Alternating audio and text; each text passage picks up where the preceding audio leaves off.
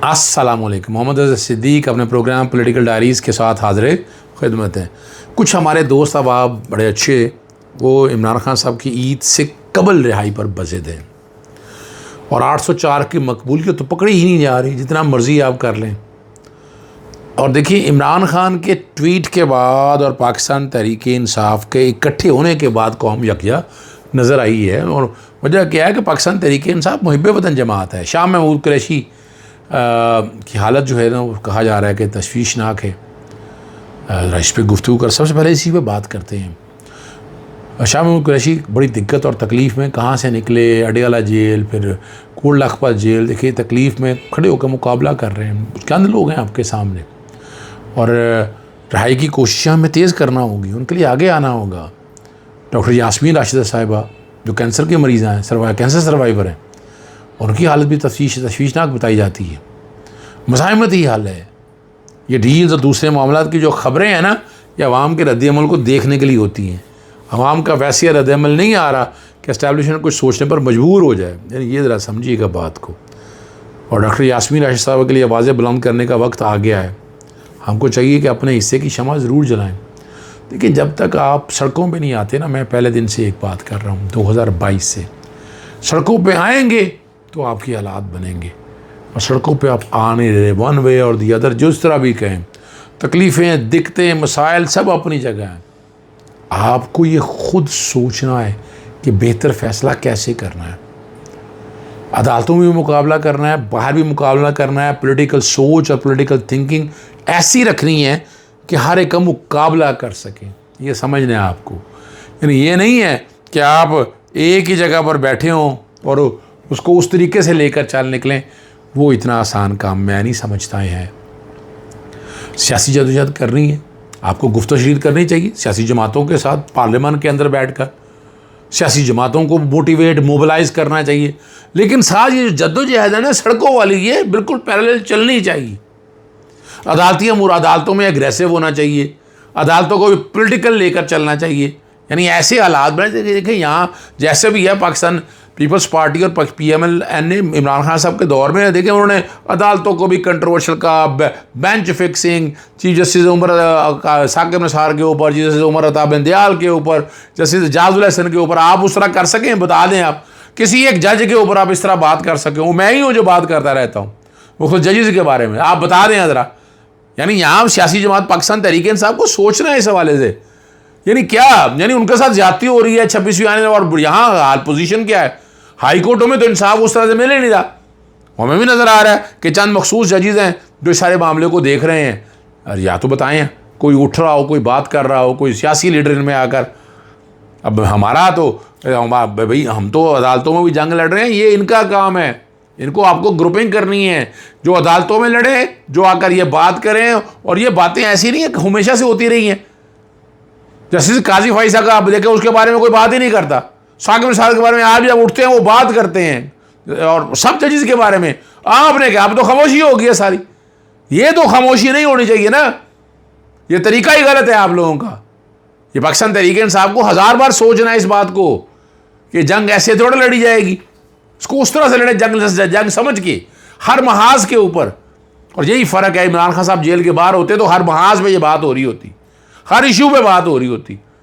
हम डिफेंसिव ही हैं अभी तक, ऑफेंसिव हम उस तरह से नहीं आ सके हैं। ये माने बात को, इसको बुरा लगे अच्छा लगे, मुझे मेरे खिलाफ बात करे, जो मर्जी करे, लेकिन मैं बता दूं कि आप ऑफेंसिव, आप डिफेंसिव हैं, आप ऑफेंसिव हो। ऑफेंसिव होगा तो चीज़ें आगे जाएंगी, ऐसे तो नहीं जा सकती ना चीज़ें। आपको ऑफेंसिव होना है और ऑफेंसिव होंगे। और आपने बिल्कुल वॉक ओवर दे दी है। सियासतदानों को भी वॉक ओवर है, अदालतों को भी वॉक ओवर है, जजेस को भी वॉक ओवर है, साबका चीफ जस्टिस जो कर गया, इलेक्शन कमीशन को भी वॉक ओवर है। कहाँ है वो सारी बातें? जब इमरान खान साहब बाहर होते थे, आपने देखा था हर मौजू पे वो गुफ्तगू कर रहे होते, हर मौजू को बात कर रहे होते थे। ये फ़र्क है बड़े लीडर में। इमरान खान साहब लीडर आपको नहीं मिल सकता। और ये कहा जाए कि इमरान खान के बगैर पाकिस्तान तहरीक इंसाफ बिल्कुल आपके सामने क्या पोजीशन है। यहाँ इमरान खान की ट्वीट के बाद कौम यकजा हुई और अपने इदारों के साथ खड़ी हुई। जब फायरवॉल हटा तो तहरीक इंसाफ का सोशल मीडिया सामने आया। ये अहमद खान बच्चर कहते हैं कि इदारों को कहता हूँ लिस्टें बनाए देखें और शरीफ ख़ानदान ने मोदी का नाम कितनी दफ़ा लिया, ये मैं अब कह चुका हूँ, ये सारी बात है। शरीफ ख़ानदान को मोदी का नाम लेने से खौफ आता है। कौम ने देख लिया कि कौन मुहब्बे वतन है, कौन गद्दार है। पूरा वाशर बाजवा ने पूरी बैकग्राउंड पे मैं कोशिश करूँगा कि वो चीज़ दोबारा आपके सामने आ जाए, चल जाए, जिससे क्लैरिटी का आती है कि कहाँ क्या हो रहा है और क्या हालात और वाक़यात जा रही हैं, ताकि क्लैरिटी बात आपको पता चले ना। ये मुहब्बे वतन मज़हर अब्बास आज भी अपनी खबर पर कहना है, उसने कहना है खबर पर कायम हूँ, इमरान खान और उनके साथी ईद से पहले आईनी और कानूनी रास्तों के ज़रिए रहा हो जाएंगे और ईद अपने घरों में मनाएंगे। चौधरी ग़ुलाम हुसैन के प्रोग्राम में उन्होंने खबर दी थी और अपने उन्होंने वीलॉग में इसको कंफर्म भी किया। देखिए मेरिट पे अगर आप चले ना तो इनकी बात पे 100% इत्तेफाक है। कोई डील कोई चक्कर ही नहीं है। मेरिट पे ज़मानत बनती है इमरान खान साहब की। कब तक लटकाएंगे, किस तरह से लटकाएंगे, ये अब वो नहीं चल सकता जो आप चलाना चाहते हैं। ना वो कुलिए ना गुर, ये सब कोई चक्कर ही नहीं है। मट्टी के टोकरे में फेंकें उठाकर उसको। इमरान खान की मेरिट पे ज़मानत बनती है, मेरिट पे आना बाहर बनता है। उसको कितना गौर आप रखेंगे, वो मर्द मुजाहिदा लड़ा है, सामने आकर फ्रंट पे आकर लड़ा है और उसने हर तरह से कोशिश की है। वो न झुका है, न गिरा है, न डील की, न ढील ली, ना है ना रो, कुछ नहीं किया उस इंसान ने। ये मानना पड़ेगा आपको। और मरीम नवाज शरीफ ने कहा है कि मैं महकमे करप्शन से पाक नहीं हो सके। मेरे तो हुए करप्शन अब अफसोसनाक हैं। जब तक आप अब याद रखें, मैं तो आपको पहले दिन से बात कह रहा हूँ, एंटी करप्शन कहाँ गया, नैब कहाँ गया, कहाँ किसने कहा है। अब पुलिस डीलें करा रही है, पुलिस चीज़ों को लेकर चल रही है, पुलिस हालात को अपनी मर्ज़ी के मुताबिक लेकर चल रही है और उनको उस तरीके से देख रही है। यही फ़र्क है जो मैं बताता रहूँ आपके सामने। यही वो फ़र्क है, यही वो हालात हैं कि जो इस कॉन्टेक्स्ट के हवाले से चीज़ों को देख रहे हैं। ये समझना है। और आप खुदारा इस मुल्क की तबाही और बर्बादी मत करें। आप यहाँ से गली मोहल्ले में अगर करप्शन आ गई है और पुलिस कभी गौर करके देखिएगा क्या कर रही है, FIA क्या कर रही है, नैब क्या कर रही है। हर कोई पैसे बनाने लगा हुआ। यार ये इंप्रेशन नहीं आना चाहिए। एस्टैब्लिशमेंट को सोचना है, 1000 बार सोचना है। क्या आपका डर और खौफ नहीं रह गया इस हुकूमत को? यानी ये खौफ तो रहा, कभी एस्टैब्लिशमेंट का ये खौफ रहता था, ये ख़त्म कर दिया। क्यों, किस लिए, क्या मिला इससे मुल्क को नुकसान हुआ है। ये सोचना होगा एस्टैब्लिशमेंट को, सारी बातों को याद रखें। इमरान खान की मकबूलियत आज भी ये कम नहीं कर सके और ग्राफ हमेशा ही ऊपर गया है। कहाँ उसने 2-4 कुर्सियाँ लगाकर वर्ल्ड कप जीतने का अपनी सियासत का आगाज़ किया और 29 साल की जद्दोजहद के बाद इस मुकाम पर पड़ा है कि जिसको चाहे अमर कर दे और जिसे चाहे नामो निशान छोड़ दे। दूसरी जानब अगर देखा जाए तो काबिलियत भी नहीं है यार। जो काम कर तो बताना पड़ता है कि ये तस्वीरें क्यों लगा रहे हैं। इसके अलावा आप शबाब और आप ज़रा चीज़ें देखें तो सही। नावल का वो रुमानी किरदार बन चुके हैं जो उमर आइडियल होता है। वरना किसी ने अपने लीडर के मरने से पहले 804 खून से लिखने जैसा कोई कारनामा किया हो, बताएं ना ज़रा, किया कोई ऐसा काम?